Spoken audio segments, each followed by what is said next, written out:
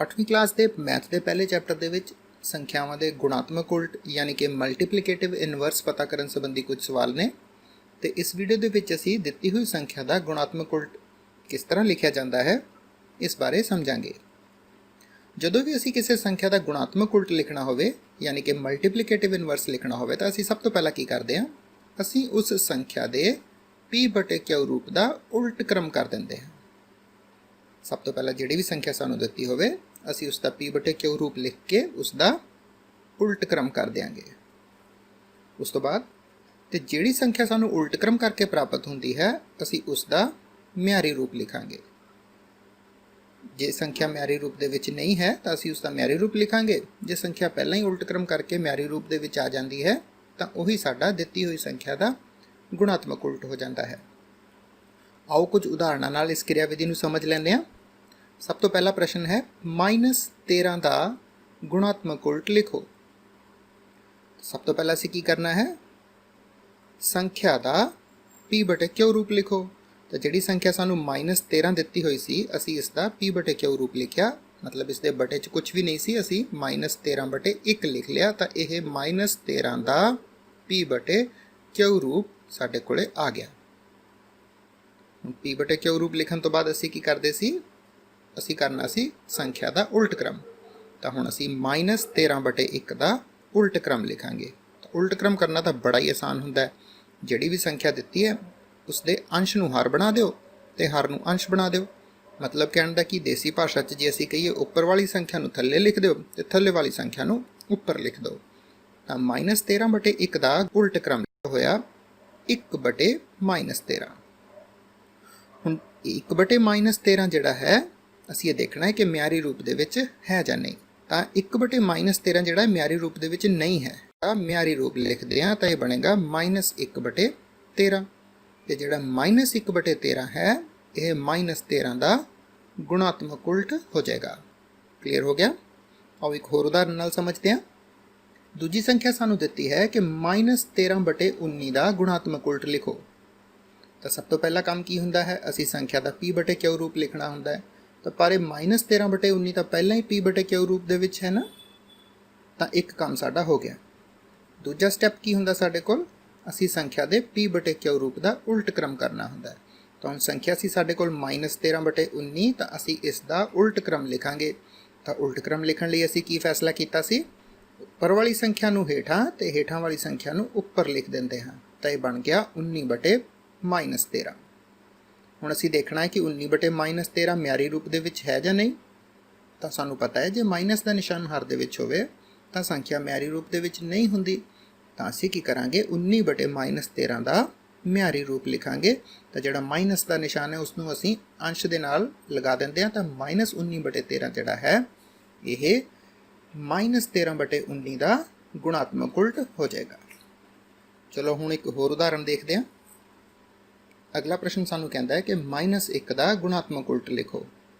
तो सब तो पहला स्टैप फिर असीं की करांगे, संख्या का पी बटे क्यू रूप लिखांगे। हुण -1 जिहड़ी है पी बटे क्यू रूप दे विच नहीं, पर जे इस दे असीं हर दे विच 1 लगा दईए तो यह संख्या पी बटे क्यू रूप दे विच बन जाती है। तो सब तो पहला काम असीं संख्या का पी बटे क्यू रूप लिख लिया।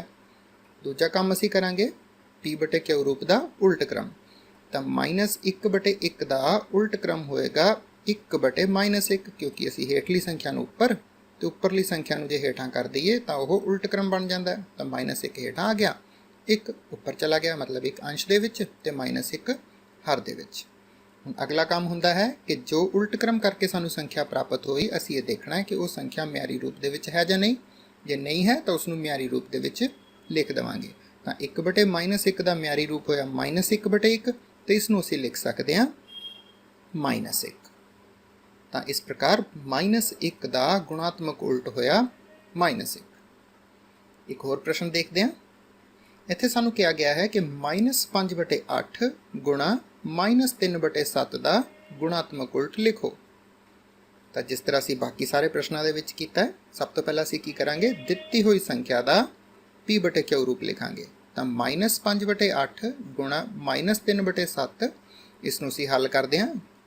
परमेय संख्यावां की गुणा किस तरह होंदी है, अंश की अंश नाल ते हर की हर नाल गुणा करके असीं इसका आंसर कड्डांगे। तो यह आएगा माइनस माइनस प्लस हो गया तो 5 × 15 तो 8 × 7 = 56 तो प्लस के 15/56 मतलब साढ़े कोले p/q रूप आया 15/56। तो असी सब तो पहला स्टैप पूरा कर लिया, दिती हुई संख्या का असी p/q रूप लिखिया। फिर असी p/q रूप का उल्ट क्रम करना है, ये साढ़े कोले दूजा स्टैप है। तो हुण 15/56 का असी उल्ट क्रम करांगे।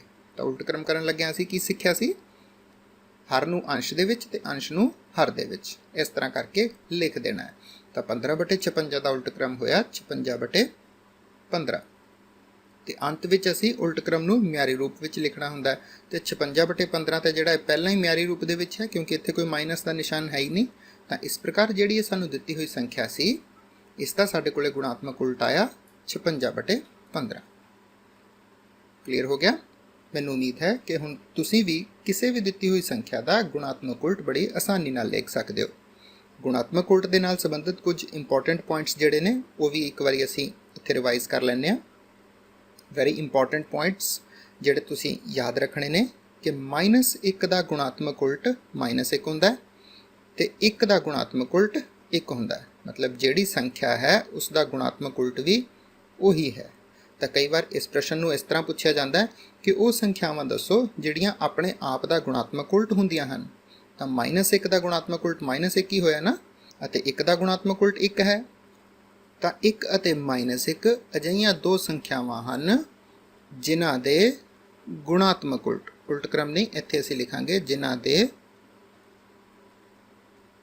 गुणात्मक उल्ट अपने आप दे ही बराबर हुंदे हन।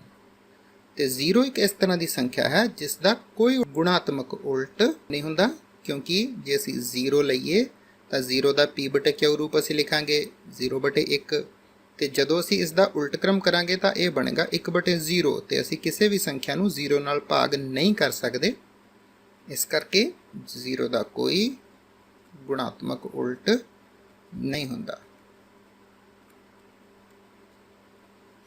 तो ये पॉइंट तुसीं क्लीयर करने हैं कि 1 अते -1 अजिहियां दो संख्यावां हन जिहड़ियां कि अपने आप दे ही गुणात्मक उल्ट हन, ते 0 जिहड़ी है इसका कोई गुणात्मक उल्ट नहीं हुंदा। इन्हां पॉइंट्स नूं जे तुसीं अपने दिमाग दे विच रखोगे तो इस टॉपिक नाल संबंधित जे तुहानूं पेपरां दे विच कोई भी प्रश्न आउंदा है तो तुसीं बड़ी आसानी नाल उहनां नूं हल कर सकोगे। Thank you.